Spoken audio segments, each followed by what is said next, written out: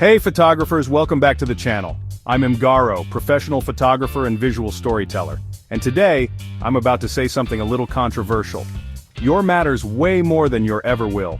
Let's dive into why editing is the real superpower, and how you can use it to elevate your work, regardless of what camera you shoot with. Okay, first let's break the myth. A better camera doesn't mean better photos. It gives you more, but it's what you with that data that counts. Shoot raw, always. Your edit is only as good as your file. Raw files give you the flexibility to pull highlights, recover shadows, and tweak colors without destroying your image. It's like having a digital negative. A camera captures reality, but editing? That's where yours comes to life. Use editing to create consistency.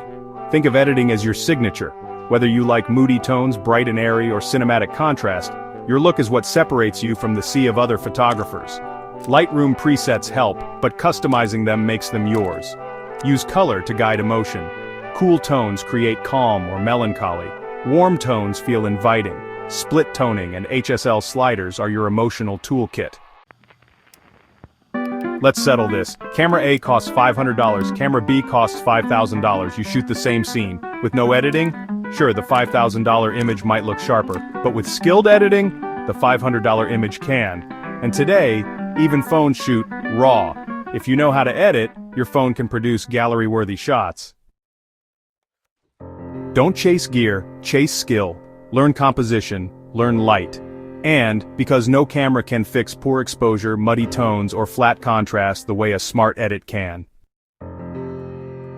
Here are 3 quick editing tricks I use every day.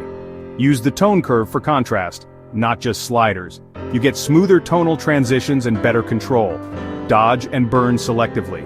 Add depth by darkening distractions and highlighting focal points. Sharpen only the subject. Global sharpening equals a crunchy mess. Use masks to sharpen what matters.